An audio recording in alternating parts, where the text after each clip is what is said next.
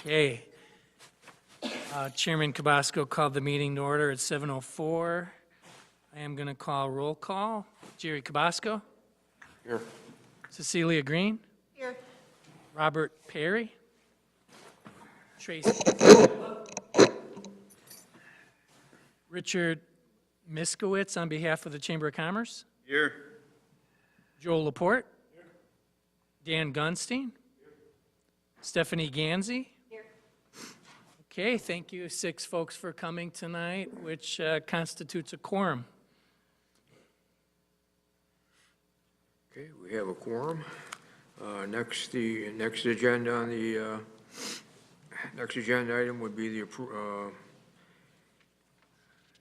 approval of the 2018 minutes for February 12th, the previous meeting. Do we have a discussion? Any discussion, or in lieu of that, a motion to approve? I move we approve the February 12th meeting minutes. Second. All in favor? Aye. Aye. Aye. Motion carries. Tony, next item we're going to talk about is the economic indicators report. Thank you, Chairman Cabasco. By way of introduction, this is the 3rd year that I've compiled this report for the benefit of the Economic Development Commission, and then later on, the Village Board typically receives a copy and reviews it for their informational purposes. And in the past 2 years, other people who have caught wind of it have also requested it. So as you saw in your packet, in your digital packet, it's a fairly comprehensive report. I feel like I should apologize at least a little bit for sending you about 100+ pages of data. And when we started looking at this back in early 2016, 2 years ago, it was a result of a long process, about a 5-6 month process that the EDC went through throughout the latter part of 2015, which was a marketing plan. And again, background for the marketing plan, that was part of the strategic plan that year of the village board to create a comprehensive marketing plan for the village. So after the EDC spent many months working on a marketing plan, towards the end of that process, those who were on the EDC at that time thought it wise to come up with a list of economic indicators. So while I do come here month after month and describe to you new projects and development going on in the village, this is kind of, as I, 3rd year in a row, I'm saying I kind of switch hats a little bit and feel like an economist here. Instead of just talking about individual restaurants or businesses opening or closing, we kind of step back. It's still microeconomics because we're talking about Bartlett, but we're looking at it from a more macro level in terms of demographic changes, workforce analysis, vacancy rates, and the like. So because I have a lot of information, and I'm not going to read through 100 pages of demographics reports, I'm going to go fairly quickly through my staff report, and then I have tabbed throughout the remaining pages. I've done 10 tabs. So because I didn't necessarily paginate these, I can tell you which report it's on, but it would be kind of difficult, especially electronically, to go, you know, I'll reference which report I took it off of. So without further ado, I want to make note that the village, a lot of these statistics come from a service called ESRI, from community data snapshots that are available from CMAP. CMAP is a regional planning agency. I think it's Metropolitan, it's Council for Metropolitan Area Planning or some such acronym. And these are secondary data sources that are often utilized by communities. So I want to do a little asterisk and a disclaimer to the whole thing that don't read these reports as being 100.0% accurate. A lot of them have error rates anywhere between 5 or 10%. But I did want to mention that it's the same type of reports that other communities use.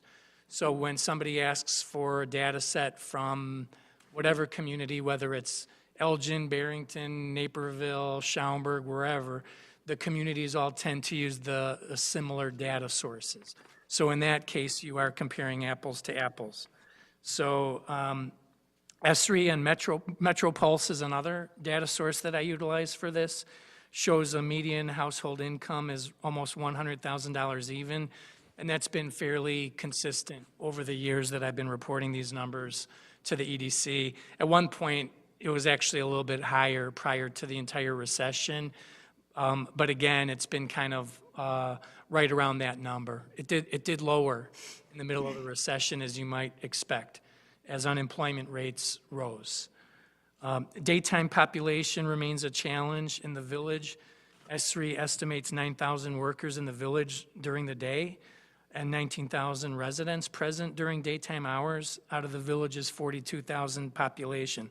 For that, I will say is fairly accurate, although the working population on that particular metric is a little bit low, just because it's a couple years behind from the data source. And as I've told you here, over the last couple of years, we've been adding quite a few new businesses in the industrial park, and a lot of those are big job, a bit large employers with hundreds of employees. So I expect that number to continue rising.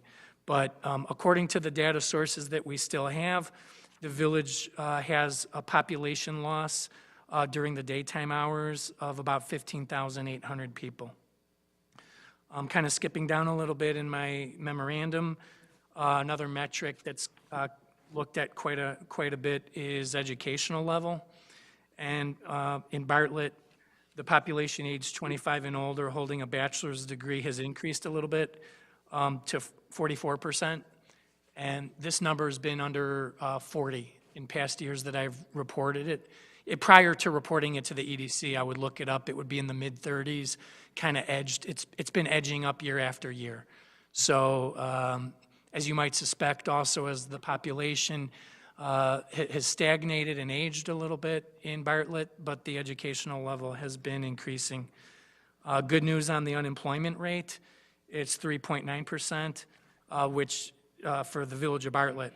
And that's money that comes, or statistics that comes from the Illinois Department of Employment Security.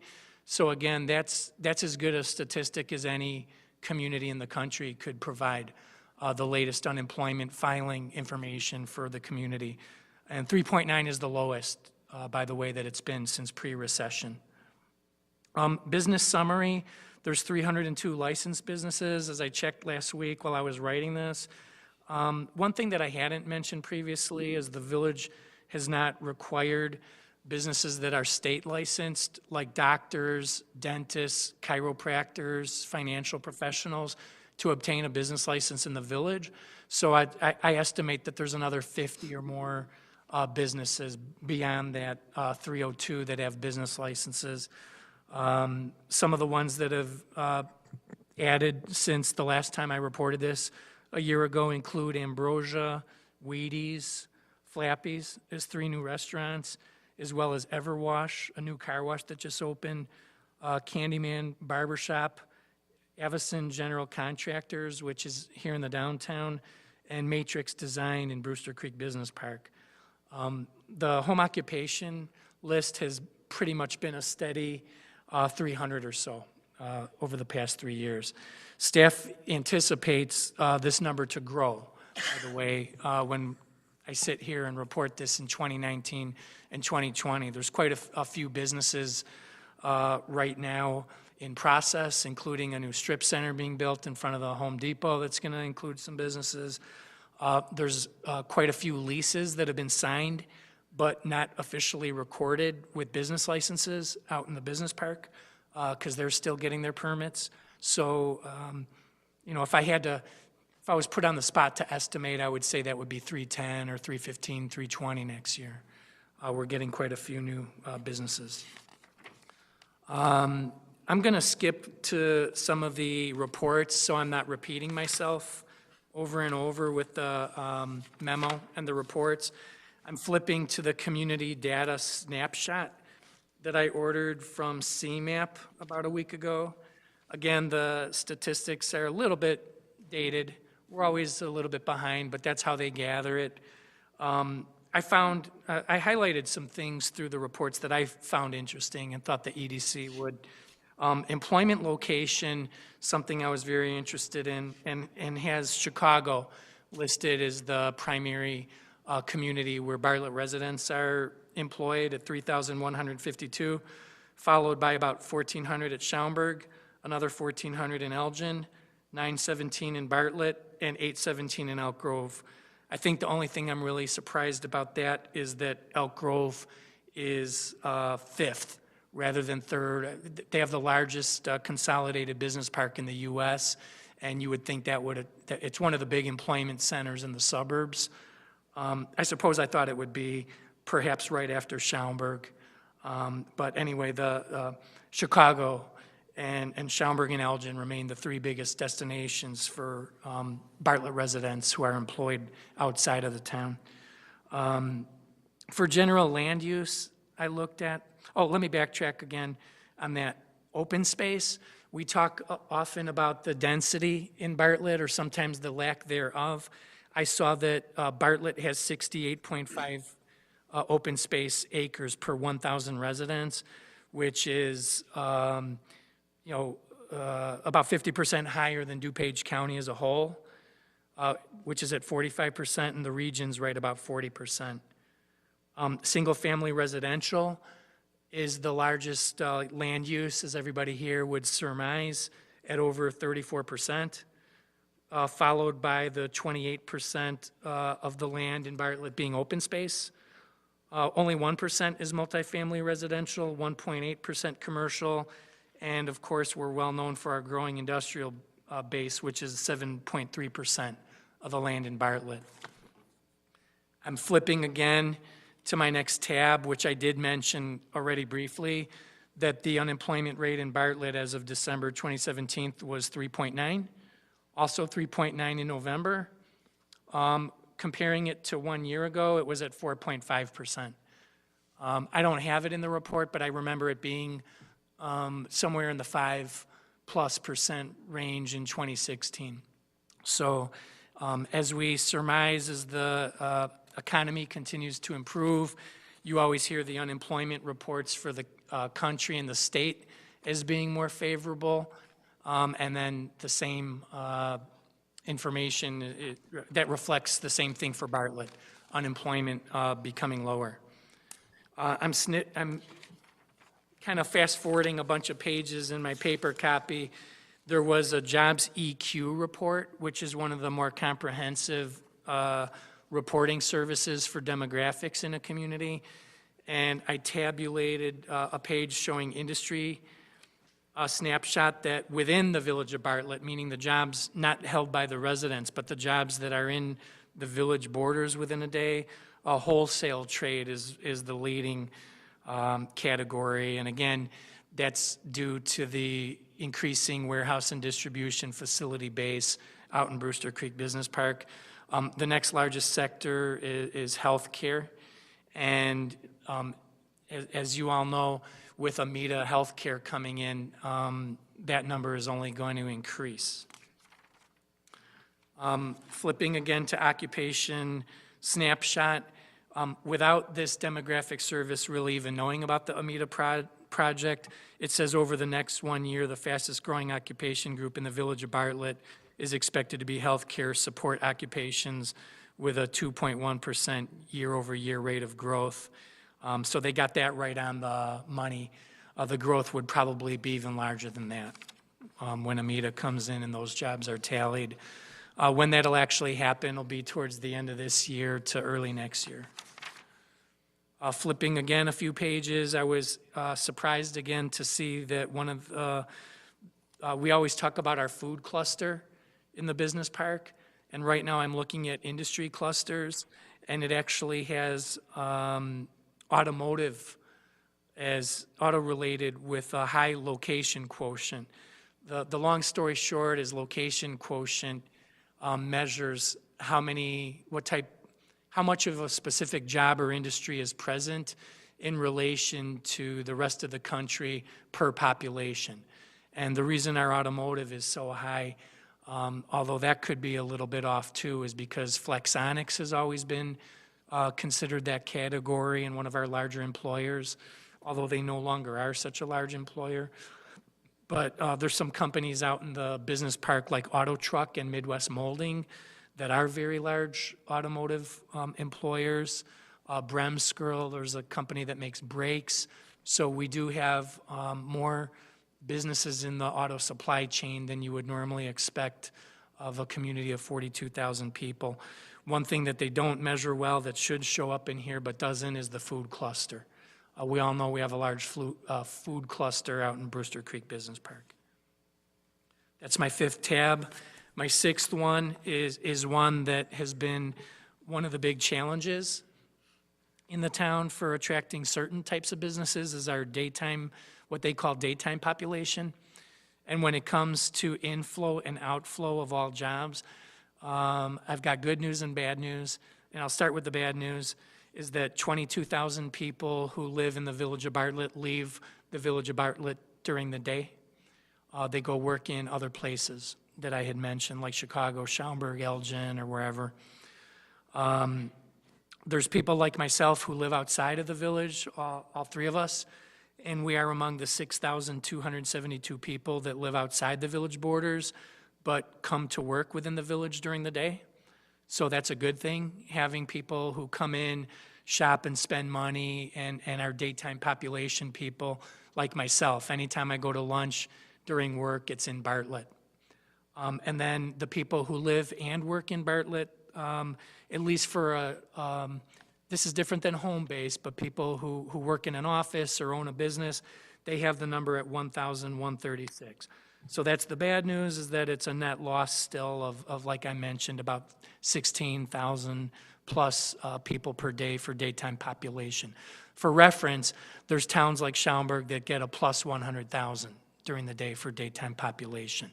Okay, but that's the biggest. But a lot of the towns have big pluses when it comes to daytime population. So that's the bad news. The good news is that this is the third year in a row that I've presented this number, and it's the third year in a row that it's increased in our favor, with less of a loss of daytime population, with more jobs coming within the village and less people leaving the village during the day. These numbers are from 2015. It comes from something that's an economic census. That's something that I had to fill out myself last year. So that number is a few years behind. In 2020, somebody will be reporting the 2018 numbers. And myself or somebody will be reporting, you know, now there's 10,000 jobs in the village during the day, or 11, or whatever the number is. It's going to continue to increase. Is there an ideal for like our community size? There's no real ideal. That's a good question. I mean, ideal would be maybe opposite, having 20,000 plus people coming and only 7,000 or 8,000 leaving. But that's kind of an overall nature of the community. Unless your town has an abundance of large office complexes like Schaumburg or Rolling Meadows, or a huge, massive, multi-thousand acre business park, a lot of communities are going to have that. So you ask if there's an ideal. I think our ideal is just to continue increasing it. Might never get to 50,000 daytime population, but you know, when I look at these numbers now, it sure would be nice if we had, say, 20,000. Some businesses have criteria for that.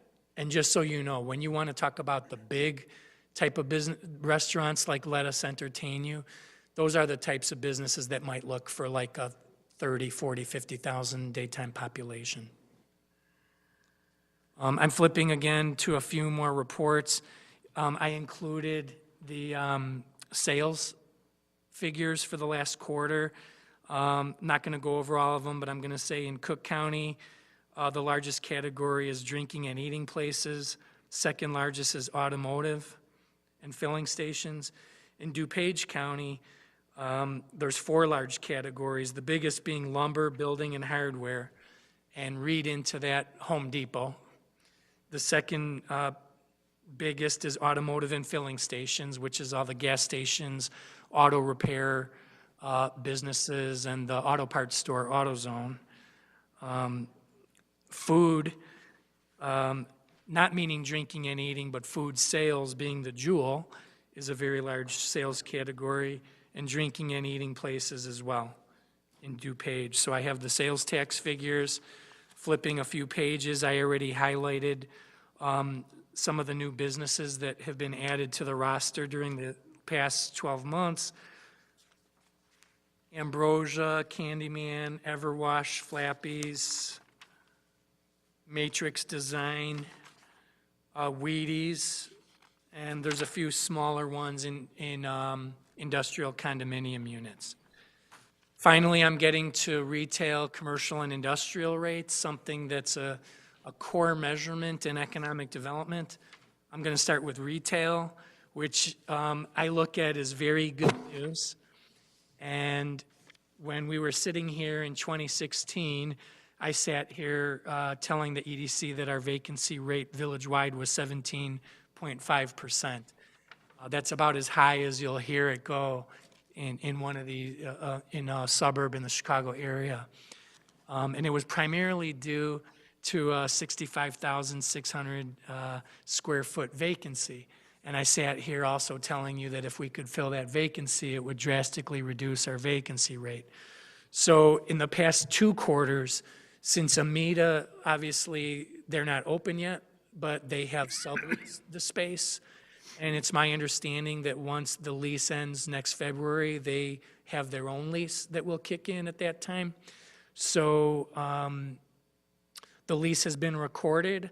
Our vacancy rate has gone down to a very favorable 7.1%. That doesn't mean we're done with everything. Without giving a specific percentage, most of those vacancies are in the downtown business district. And once again, nearly half of our vacant square feet is in one space.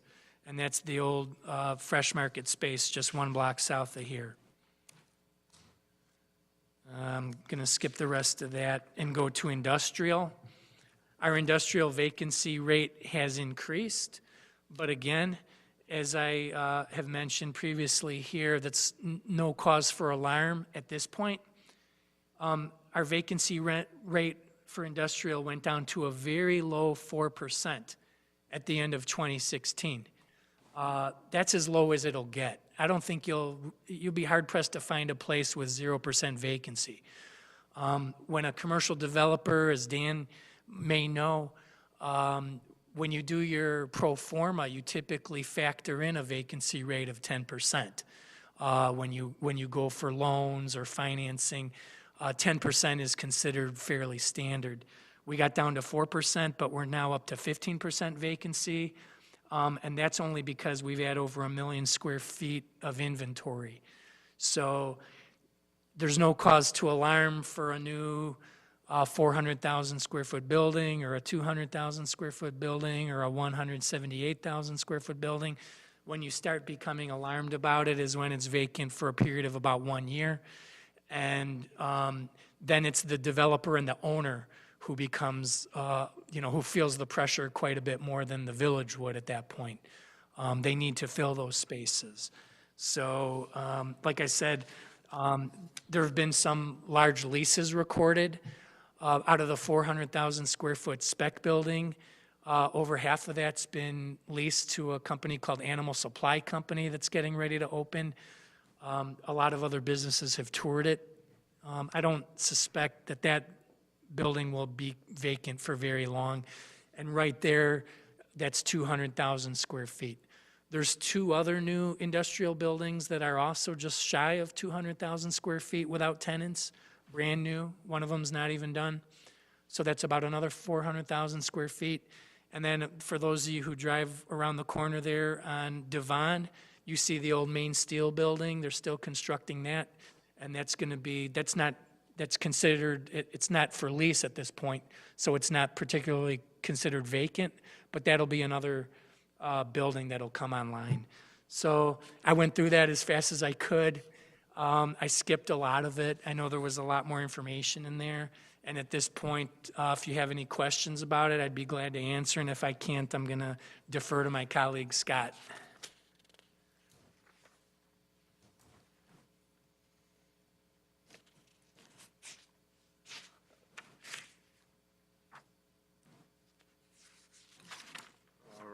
Any discussion on what we just heard from Tony, or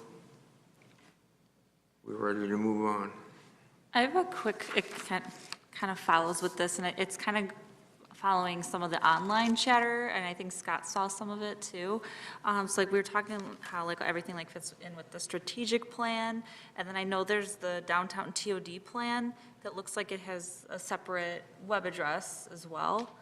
And I was trying to do stuff from my phone, and I couldn't quite see like how everything was like fitting together. Like if I was just coming like from the outside, being like, I see there's this one strategic plan, we're posting about it on Facebook, but I know that we have the TOD on a separate website. And I couldn't find like if there was a link to that TOD plan from the strategic plan page. The two plans are extremely separate. The TOD plan is part of the strategic plan. The TOD plan was implemented, or was started, the infancy of that was 2 years ago. Right, yeah. So part of that is encompassed in the strategic plan, but it's a totally different website. You're asking where you can locate the TOD plan? Well, I found it, but I think I was just confused like how it did fit together, and I was just thinking of someone from the community coming in to look at the website, or just how there was all the different discussions like on Facebook. I was like, I almost didn't even know like how to answer it properly, like, oh, it's part of the strategic plan, and then I was like, well, it's not really on the strategic plan page, so how do I communicate this well to the? Right. It's like Scott said, the strategic plan goes beyond economic development and beyond specific areas. So I consider the TOD plan a component of the overall strategic plan. Okay. Part of the strategic plan is to implement the TOD plan. So you're right, we've kept a separate website alive now for a couple of years on the transit-oriented development plan. We actually have a project right now, it's kind of separate from this EDC meeting, where we issued a request for proposals, and we got one. We're going to be presenting it to the village board next month. Okay. So the TOD plan is specific to building up the downtown area, which is a portion of the overall strategic plan, talks about everything. Communication methods, water, new police station, the industrial areas, waste management, like almost every component that's involved with running a great town like Bartlett. But to, as the economic development person for the town, I consider, personally the TOD plan's like a major part of my own focus. But to answer your question, two separate websites, and think of the TOD plan as a component of the strategic plan. Okay. I mean, if administration wants to link that somehow, I mean, that can be done just by a hyperlink. And so if anybody ever asks you about the TOD plan, I mean, there's a specific bartlettdowntowntod.com. Yeah, a link would be a good idea on the strategic plan website, don't you think? To link to the TOD. It could be. I'm going to defer on that, yeah. Absolutely, make sure that we'll do that. Thank you. Thank you. I see a lot of residents comment on things on Facebook, and I know you guys are on, you are, I know that. Thing I tried to tell them, come to a meeting. Sit here and see what's being done in the city, get involved and, ask questions. Because what they say, with lack of knowledge, and what they hear and be knowledgeable are two different things. And I think that's, important for us to make sure that, when I see it, I say, go to a meeting. Or when I hear somebody blurt out, downtown's dead, okay? Because that's the common consensus among all of the people that you hear. What are they doing about downtown? Come to the board meeting. Voice your opinion in front of the planning and the EDC and the planning and zoning, and educate yourself with what's actually happening, so. That's well said, and I always encourage, I tell residents, don't guess, ask. this big building is here for a reason. We work for the residents, so if they have a question about something, they should feel free to ask us, you know. So well said.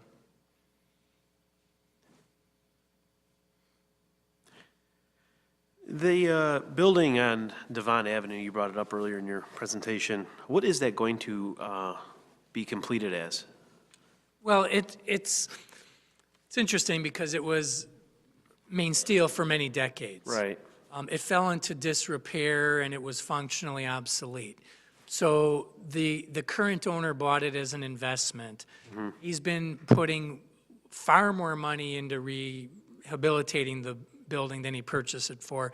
It's public record, he bought it for $1 million even. But he's been investing 4 or 5 times that amount in terms of bringing it back up to modern standards. So as of now, it will be a building, you know, in the 150,000 or so square foot range, marketed as a new building, Class 6B status, and divisible. So as of now, the last time I saw it marketed said it would be divisible down to 25,000 square feet. Now, is he going to want to divide it into 4 or 5 or 6 units? It's doubtful. The ideal thing would be to find one single tenant to utilize that building. But the reason I say it's interesting is because everybody knows that building is main steel, but the way I see the building is a new spec building, just like the ones in Brewster Creek Business Park. Well, I was just It could going to be a ask, food business, it could be a warehouse, it could be in the automotive, who knows? the reason I ask is, are we directing as a staff, are you guys directing people that inquire about uses in Brewster Creek Business Park to obviously look at that particular site as well? Have you, we helped him, or does he have somebody in mind? That's why I'm asking. The best answer to that is not yet. Okay. It's only been put in front of a few people, but what we typically get, I say typically because every site search has its own unique criteria, is people looking at a building that's ready right now, or they want to do a build to suit. They want to get a piece of land that's 6 acres so they can build a building that's 125,000 square feet with the exact height and docks and everything that they want. So in terms of a building that might be ready in October, it might be ready December, a lot of people want something a little more firm. But as that building comes closer to being ready, we certainly will. We've done it in months past, and we'll do it at an upcoming meeting, probably in a few months, is we have an online inventory, a map-based inventory, and that one is included. So what we should do is get touch bases with the owners again, find out when it's going to be ready, because they just market it as coming soon. So like I said, when I get quite a few inquiries lately in Brewster Creek Business Park, and it's people looking for buildings that are available right now. It's a valuable area as soon as that Elgin O'Hare completes itself. That is true. That'll be a valuable area. People are off-put by the fact that that's a building in Cook County, but it does have Class 6B status, which makes its property tax bill comparable to any of the buildings in Brewster Creek. Yeah. Thank you. Welcome.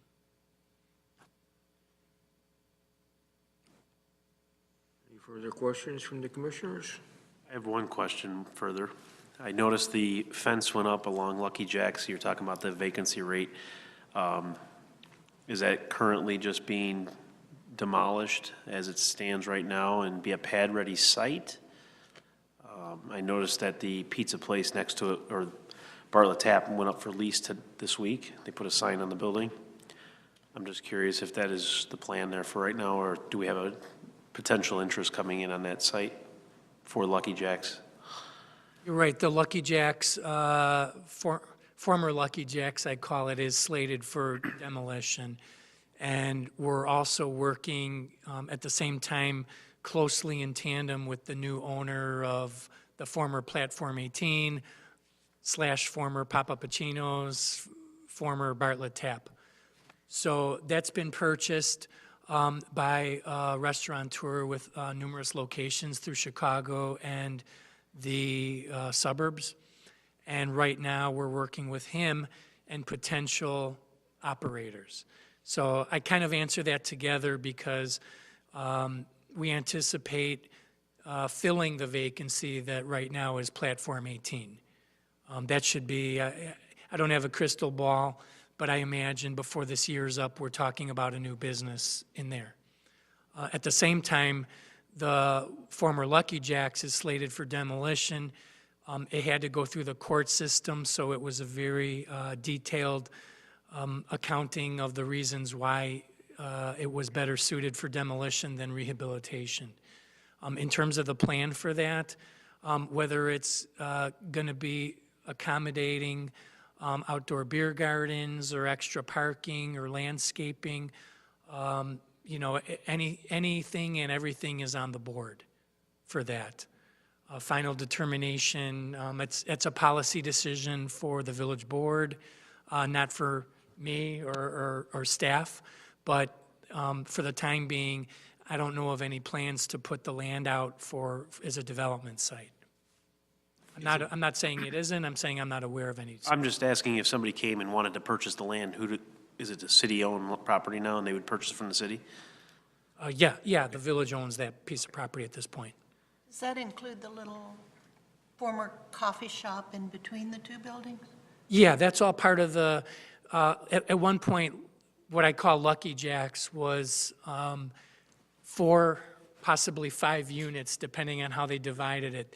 They had apartment units upstairs. They had a basement area called Basement Jack's. And they also had Carla's Brunch Box, or I think Arts and Bartlett was in there quite a few years ago. Very small rental space. It was a coffee shop when I started with the village. That's all piece of the same property.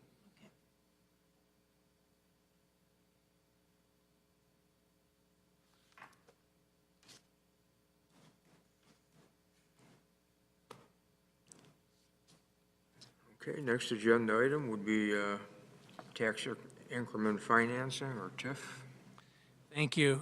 This is actually a follow-up from last month's meeting where Commissioner Smadilla asked for some follow-up information. We had a discussion, if you recall, last month, kind of going over a whole list of different incentives that can be utilized by a community to help build up its downtown business district. And one of the ones I spent quite a bit of time going over was tax increment financing. First off, I want to say, so this is just more for informational purposes, because by the Illinois statute, there's a joint review board that has official review powers and recommending powers over the creation and the ongoing reporting of tax increment financing districts. But what I was asked for and said I would produce to the EDC tonight was some type of analysis of the EAVs of the 3 tax increment financing districts, EAV being equalized assessed value. So first I'm going to start with the downtown TIF, or as I should say, the former downtown TIF.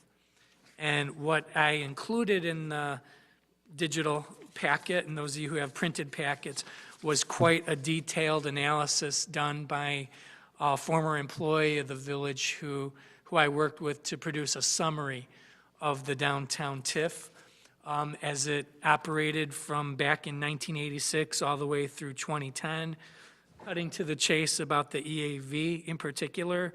In 1986, when the downtown TIF district was formed, the equalized assessed value for the area was $6,819,000.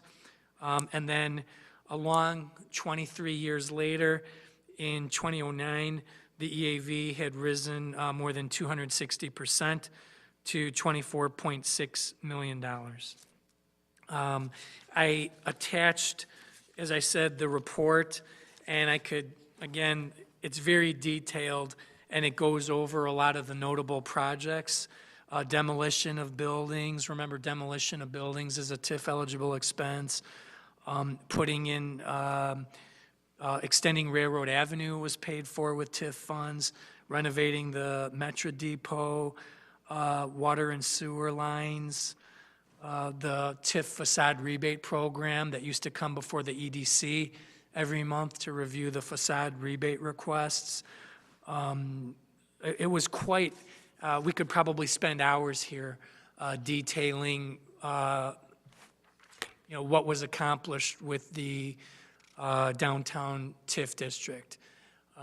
In my opinion, and many people's opinions, it was very highly successful. And to me, when somebody wants me to explain it in 1 minute, I say, one of the things I tell them is it took obsolete industrial properties with quite a high amount of environmental contamination. It obtained the buildings, the village obtained the buildings, the village obtained the village demolished the buildings, the village obtained grants and spent TIF money to remediate the soil. The EDC, before my time here, but when Jerry and Cecilia were on the EDC, reviewed requests for proposals, selected New England Builders as a developer, and that's what in turn, over a period of decades, converted that former old, obsolete, contaminated industrial area into what is now Bartlett Town Center. So if anybody ever asks you they want a 1-minute summary of what the TIF accomplished, you can tell them that. It took old blighted industrial and converted it to town center. That's only the tip of the iceberg of what it did. There were many other projects. Like I said, I could probably talk about the TIF all day, but that's, in terms of EAV, which is what we were asked about, it went from 6 million to 25 million. Shifting gears to Brewster Creek Business Park, this is often used as one of the leading examples of a successful TIF in the state. Whenever I go to a TIF conference, whenever I go to an industrial conference, it's pretty well known what the Village of Bartlett's done with Brewster Creek Business Park. In a very short nutshell, used TIF, tax increment financing, to take what was a depleted gravel quarry, mined out by the Elmhurst Chicago Stone Company, and provided TIF financing to provide not a little bit or some of it, but all the infrastructure to create a business park. Every road, every water, every sewer. We use some of the TIF funds to help pay for the high speed and the internet, the landscaping. The most expensive component of that whole TIF, most people don't think about because it's not very sexy or exciting, but soil. Out of the $36 million that's been spent in the Brewster Creek TIF, quite a large chunk of that's been spent on soil. So in terms of the EAV, like I said, it's a prime example of TIF. The EAV back in 1999 was 1.8 million. The EAV in 2016 was 54 million. In my report, I wrote the new buildings that are going up now, and the ones that I talked about that are vacant but are going to be filled should increase that EAV dramatically. A few years ago, I pontificated that EAV would rise above 50 million. You know, when you talk about millions, it's hard to be precise, but the EAV actually had declined seriously throughout the recession. It went down from about 45 down to 42, down a little bit below 40, and it looked like it was no end in sight. So it's gone the opposite direction the last few years. If I had to guess what the EAV would be a year from now, since this is being recorded, I'm just going to go out and guess $60 million. And remember that EAV doesn't mean the total value of the buildings there, it's the equalized assessed value. So for DuPage County, it's 1/3. So if we say a $60 million EAV, what we mean is $180 million worth of buildings. Bluff City TIF was formed in 2009. As you know, it's a much smaller TIF than Brewster Creek, and besides being smaller, it's more land intensive. The high tax bills come with these big fancy buildings like Rana, Greco, Midwest Molding. High EAVs are not associated with 15,000 square foot buildings that have shingle recycling in the back or piles of concrete. So the EAVs are never going to be quite that astronomical in the Bluff City TIF. The 2016 EAV was 3 million. with a base EAV of 1.3. So pretty good. Almost tripled within a couple of years. And also going up, because that EAV is before the Elgin Beverage building was constructed and assessed. So again, that'll be a higher number next year. Last but not least, but last and definitely least in terms of our TIFs is the Route 59 and Lake Street TIF. Looks much the same today as it did in 2004 when the TIF was formed. Still a blighted property, still a dilapidated former RV metal building on the property, still difficult to access, still wetlands on the property. And the EAV for that TIF, it's a completely undeveloped TIF, and the EAV has declined. So you can see what happens in a difficult-to-develop site in Cook County over a period of, 2004, we're looking at 13, 14 years now. The EAV has declined from $1.5 million when it was formed to almost exactly half, $777,000. The village must make up the lost tax revenue by transferring from a different fund to cover the shortfall in that TIF. There is a silver lining at the end of that. I don't want to just sit here and just be doom and gloom about that TIF. The village hired some brokers back in September. What Joey and we're all going to show you soon, a commercial that's airing on the property and is attracting some phone calls. And it's an 11-acre site, and fairly soon we are expecting to receive a letter of intent on not all the property, but a portion of it. So we don't want to sit here every year and tell you that it's a completely undeveloped TIF. It was formed back before the recession to attract a shopping center. Is that what it's going to attract? It doesn't look highly likely that there's going to be a shopping center built there, but we could subdivide the land and bring a number of different smaller uses to it, which is ultimately, I think, the direction that we're going with that. So those are our 4 TIFs. I call it the good, the bad, and the ugly, or you can call it the real good, the pretty good, and the super ugly. Because Brewster Creek is one of the best TIFs. The downtown TIF was very successful. Bluff City is becoming successful, and Route 59 in Lake obviously has not been developed. So those are our 4 TIFs. Any questions on our we have 3 active TIFs then, just so you know. The downtown TIF ended at the end of 2010.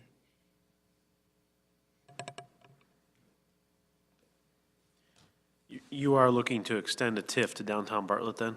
Is that the plan? Or to the downtown corridor? We're not necessarily saying that. What we did, this whole thing came as a result of probably 3 or 4 straight meetings. Some of the commissioners who aren't here, Robert Perry, asked about, back in December, about providing information about TIFs. What we did in February was presented TIFs, special service agents, areas, sales tax rebates, fee waivers. I sat here for 45 minutes straight talking about different incentives that could be offered.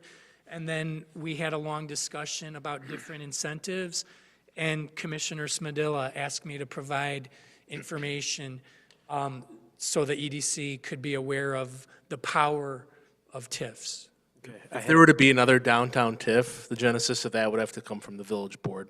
Right, I get that. I have a question regarding TIFs. I'm not going to tell you I'm an expert on it. I have dealt with them quite a bit. Is there a way to design a TIF that there's a higher incentive if you bring your business and it creates foot traffic to your downtown area? Versus a guy who wants to move into a building in downtown Bartlett to build a construction company? The short answer of that is yes. Okay. TIF is actually, I'll say it as long as I work in this profession, it's the most powerful economic development tool that has been really conceived of. Okay. By the same token, Illinois TIF statute is 100 pages, and it details what expenditures are TIF eligible and which ones are not. It provides a great deal of flexibility. So, for instance, rehabilitation of buildings is a TIF eligible expense. So that's a very broad definition. A village could choose, or a city could create its own guidelines for incentive programs or rebates or whatever you want to call it. There are some communities that will only grant rebates or incentives to sales tax generating businesses. There's some that take that a step farther and they create a list. I'm just not a big fan of lists because the nature of businesses changes rapidly. And if somebody made a list 6 years ago, it might not include 3D printing or drones or Amazon or something like that. We don't know what types of businesses might be the most prevalent in 2025. So, but if you can specify the nature of a business like sales tax producing, some towns only do incentives for restaurants. So you So can't you carve, can specify, it's a village board type policy, okay, but they can specify that they will give an incentive to a new bar and grill or microbrewery, but they won't give an incentive to a new bank or financial service or doctor's office. and that's what I was getting at, because our downtown area is great, and it would be great if it was filled with more foot traffic, and to extend that TIF to somebody like use an example, a Starbucks, a Potbelly's, a Chipotle, through a developer and say, hey, if you bring these three and they create 60% sales tax revenue, you know, this TIF is, you're eligible for this TIF. That's why I was asking. And is there more of an incentive for them to bring that type of business here? It's a good question. I mean, if a town has a TIF, you can either create a specific program, and that's the direction most communities go at some point, is to create some type of specific policy, or what we've been doing of late is on a case-by-case basis. You know, if somebody wants to, it has a large enough project that they're proposing, and it's something that we deem very beneficial or desirable, we'll bring them in to meet with myself, Scott, our village administrator, Paula, and whatever other key staff, elected officials also, and we'll see if there's some type of incentive that we can offer. But for the time being, it's on a case-by-case basis. We do have more flexibility in Brewster Creek Business Park because there is a TIF district there, and it has some funds within it.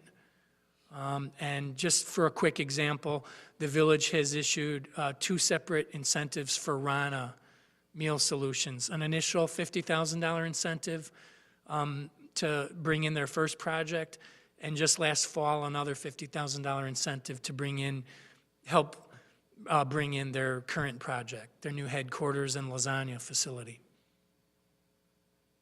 So the short answer is yes.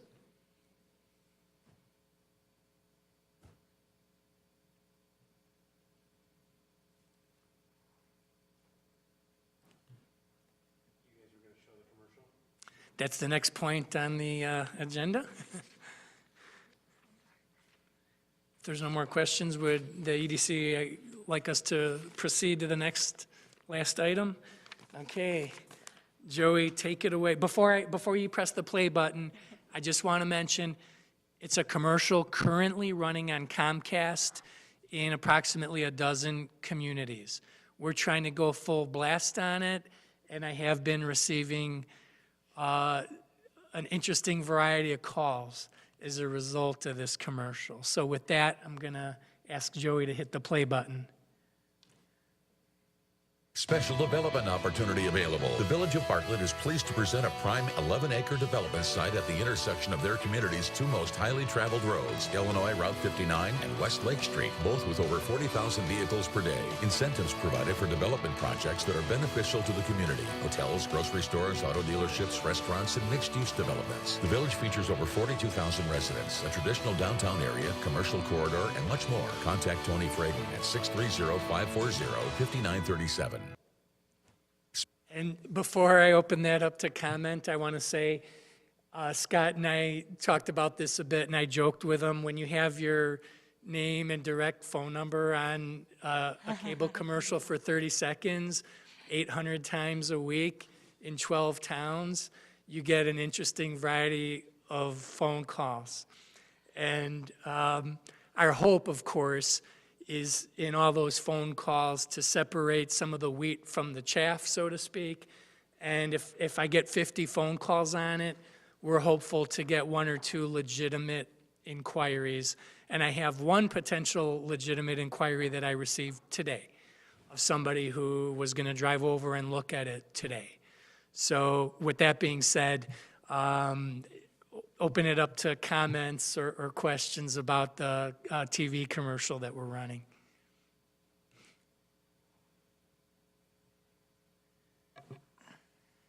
It looks great. I think the city should do that for a few more of the properties. It really increases our, our presence, multi-town, multi-county. A lot of developers are sitting at night, just like all the rest of us watching TV. So who pays for that? Did we pay for that, or was that paid by the real estate agents? No, the village pays for that. That's out of our marketing budget. And, it's in support, of course, of our brokers. But you notice it doesn't say call Sperry Van Ness on it for 30 seconds. It says to call me. If we sell that property or portions of it, our broker still gets their commission on it while they're under contract with us through September.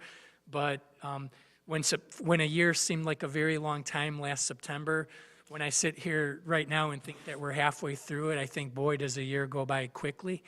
And yeah, we're getting a number of inquiries on it. One thing I want to mention, one more little thing about I want to mention on it is I worked with our Comcast ad rep, and Scott worked with our ad rep to say we wanted to be on specific channels. I listed it in here: CNBC, CNN, Discovery, ESPN, Fox News, MSNBC, Golf Channel, Travel Channel, History Channel. So I said specifically we don't want to be on on every channel this time. Not to say that a business leader or investor might not be watching a Hallmark movie over the weekend or something, but we were looking at more of something business-oriented to run these commercials. And also because if we don't sell it, or generate some real good leads on it, we want to run it in a different market. We want to run it, right now, like I said, we're running it in, Bartlett's considered one of the 4 towns in the Schaumburg cable zone, but we're also running in the Oak Brook cable zone that includes, I listed it in here. People are seeing this on their TV in Elmhurst, Clarendon Hills, Lombard, Villa Park, Westmont, Woodridge, all over the place. So we recognize that who ultimately develops it might not be living in Bartlett or Elgin or Schaumburg or Streamwood. We want to move this around, but it has generated 3 decent inquiries so far. So, sorry. Did you decide to put your name on that instead of the broker because you only have 6 months left on the contract, or why did you do that? That's one of the reasons. The broker utilizes their own, they have a vast network that we don't have in terms of, we know a lot of brokers, but the brokers from Sperry Van Ness know, they're queued in with hundreds or thousands more brokers than the ones that we know. This hits people just while they're watching, while they were watching their favorite TV show. This isn't really trying to do something instead of them. It's more like trying to do something in addition to them. They would still be involved with it, but again, this has generated direct calls to me. Came back this morning over the weekend and had 3 calls about it, including a prank call about it. But I think to your point, I think you're really accurate.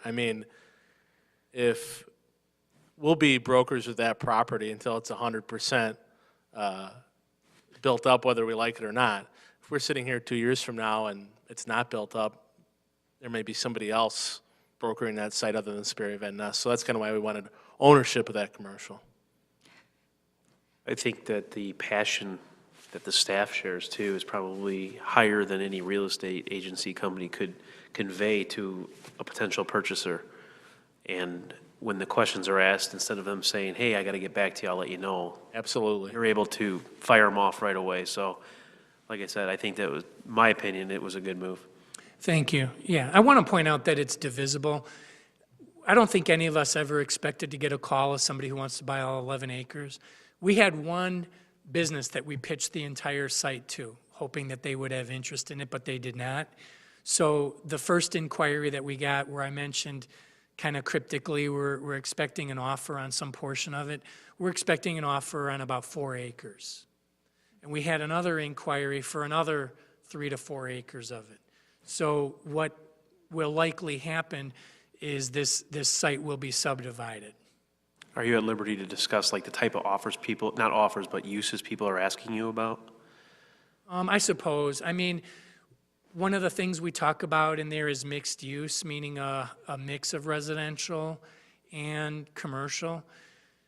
One of the reasons that that entire site failed to sell is that we've held out for commercial only for so long on it. And then when the recession hit, that type of new spec development basically dried up. The last inquiry that we had on that, where somebody came in and met with the village and submitted a plan, was all apartments with maybe 2 or 3 outlot buildings. So the offer that I think we're going to be getting is residential in nature, but another one that we might possibly get is more office/medical in nature. But what we want to do is preserve outlots. We don't want to have the whole thing go residential or the whole thing go office. Mixed use would be ideal with some commercial. When I say commercial, I'm saying restaurants. The top use that we would desire is hotels. Amen. So, at this point, we don't even have any offers on it, but there's one party that Scott and I met with who's pretty seriously pursuing it. We'll probably talk about it in future meetings. So one thing I might suggest if you're looking to expand the campaign is if there was any digital component to where, like, if people were searching certain keywords and having the video show up, like, before a YouTube video is played, because I know there's different ways you can even, like, retarget, so someone who had interest in it or saw it once, it would show again to the, hopefully, like, the right person. Have you guys looked into any kind of, like? That's potentially in the next wave. That's on Tony's desk right now. Right. Right, I got about 700 views on it on my LinkedIn. You're referring to, I'm sorry to cut you off, but you're referring to one of those ads where, like, it's like a forced watch? We have to watch the ad prior to seeing the content that you want to see? That, even like if there was something with pay-per-click, like with certain terms, people might be looking up, and then, it's taking up the topic in the Google search, and then it would like kind of track that person and retarget the video to them then at a second. That might be something we can do instead of the next wave of cable TV, because obviously the cable TV ads are very expensive. There's a lot of industry newsletters. I get probably 15 of them a month. You can do that. They all have digital versions, like Midwest Real Estate News, Illinois Real Estate Journal, stuff like that. And when you go on those sites, I look at those sites online. Some of them show ads on the side for different properties, and that's something we could look at doing. That's a good idea. We have an ICSC convention I had mentioned before in May in Las Vegas, and we're going to be hitting that site pretty hard at the trade show. So I mean, it's probably our most marketed property in the village at this point. Can that video be uploaded to CoStar or LoopNet as part of the attachment to the sales brochure? It hasn't been, but it will be tomorrow now, thank you. Because I We'll send think that to our broker and when ask. you click on that site, watch the video, and just, it has more impact than just surfing 3 or 4 pages of sales brochures. It's a good point. I hope Sperry Van Ness would be amenable to that. They're the ones who put the listing on those sites, so we'll be sending that to them as well. Because you can even upload it to your video channel if you have the YouTube channel, and then the link is super easy for anyone to use. Yeah, we're planning, we did it a few months ago. We showed the EDC, we did a big email blast of our site inventory. And between now and the ICSC show is about May 19th or so, we're going to send out a big email blast again to the brokers with a link to that video. And actually, we're going to want to be setting meetings at that ICSC show pretty soon. So the gist of the email blast that we'll probably talk about or show you next month is, you know, meet with Bartlett at the ICSC show if you're going, and, you know, take a look at this video of village-owned land. That's the main piece of land that Scott and I and Mayor Wallace are going to Las Vegas in May to promote. And that's our main focus, is to bring development to that site. So if this video, I'm sorry, was anybody else? If this video has the success that it's already turning out to have, has the village looked at possibly extending this type of video to other properties in the city that are for sale? We haven't talked about doing that yet.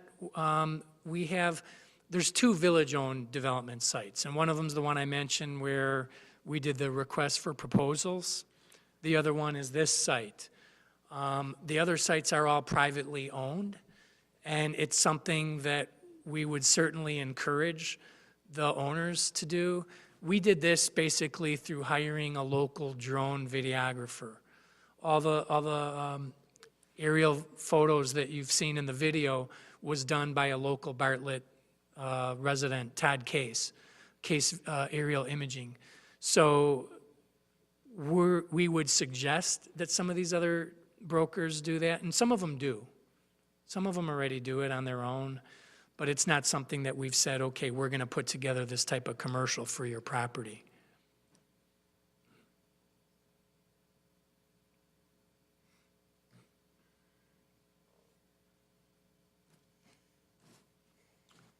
It looks like we can move on to the next agenda item, new business, if any.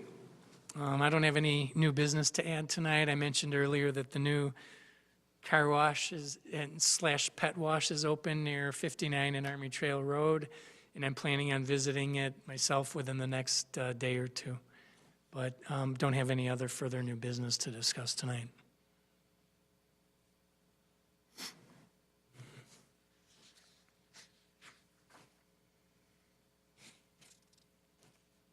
Any further discussion on new business? Okay, next agenda item would be adjournment. Do we have a motion? Motion to adjourn? Second it? All in favor? Aye. Aye. Meeting is adjourned. Thank you very much.